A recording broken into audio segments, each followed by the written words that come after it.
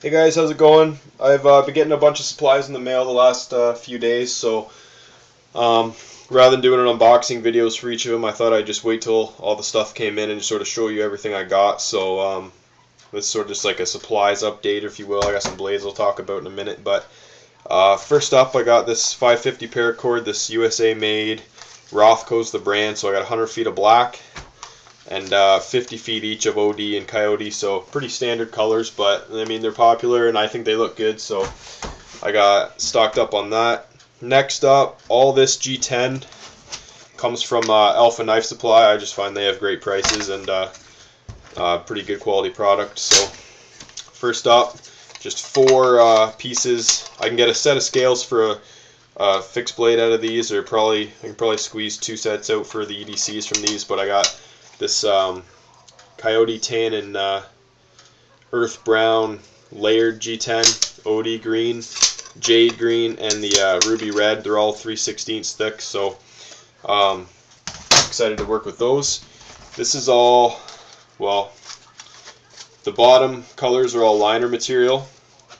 You can see I have blue, jade, gray, red, black, Coyote, and OD, and this top sheet is actually 3/16 black, but it's a full sheet. So if I plan this properly, I'll be able to get probably 10 sets of EDC scales out of this, and it should last a while. And paired with some of the cool colored liners, I think it'll make some nice scales. So that came in.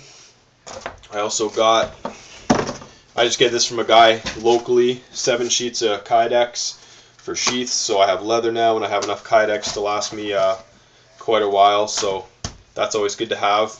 And lastly, I guess we'll talk about the blades a little bit. These are the four. They're actually getting heat treated tomorrow morning, so I'm going to be out here tonight just grinding the little notch into where the blade meets the ricasso on these three. It's not, you don't have to do that, but might as well. And I'm also going to clay coat these three like this one is.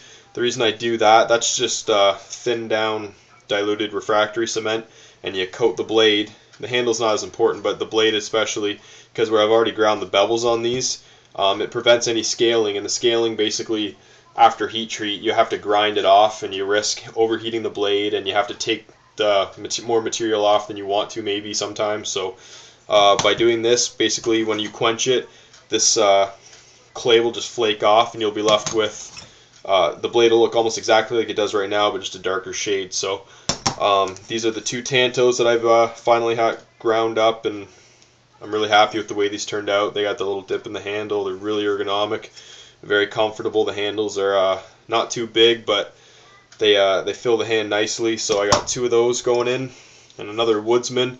This is actually, I'm really happy with the feedback I've got on this. I've sold 2 of them now, and it's just a really basic design, but it seems pretty popular. So I actually have sort of an XL edition in the works right now, where I think I'm going to add maybe 1 inch to the blade and 1/2 inch to the handle, or maybe 3/4 to the handle, just to make a bigger version of this blade. So that's getting heat treated tomorrow.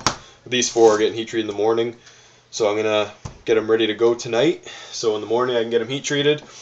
And yeah, I actually have one more box I just ordered today, some stuff from USA Knife Maker, that once I get that and the steel I have on order, I should be set to go for probably a couple months anyway making. And sometimes you just have to do that. It can be kind of expensive, like one-time cost, but there's nothing worse than starting a project and having to stop halfway through because you don't have the supplies on hand. So I think I mentioned I got a bunch of belts back there too that I just got in. So I got belts, I'll have steel, handle material, sheath material.